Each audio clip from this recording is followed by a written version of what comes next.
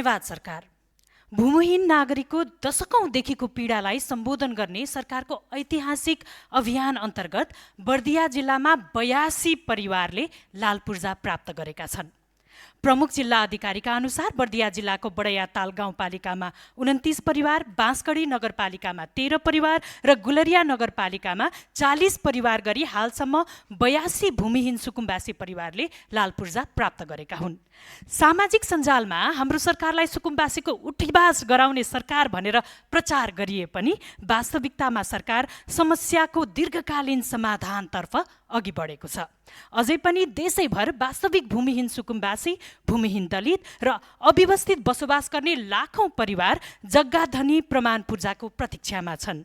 देशभरबाट दर्ता भएका 12,47,469 निवेदनलाई कानुन बमोजिम प्रमाणीकरण गरियोस्। हुकुमबासीबाट वास्तविक सुकुम्बासी छुटाइयोस्। अधिकार पाउनुपर्ने एकजना पनि नागरिक नछुटुन्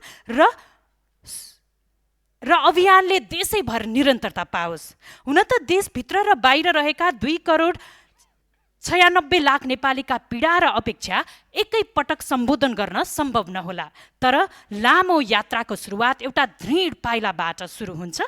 नेपाल सरकारले त्यो पाइला जनहिततर्फ अग्रसर गरेको छ। धन्यवाद सरकार। क्षणिक लोकप्रियताका लागि समस्याको राजनीतिकरण गर्न तल्लीन आलोचना र भ्रमहरूको बीच सबैका लागि सधैँका लागि दीर्घकालीन समाधानमा केन्द्रित भएकोमा धन्यवाद सरकार।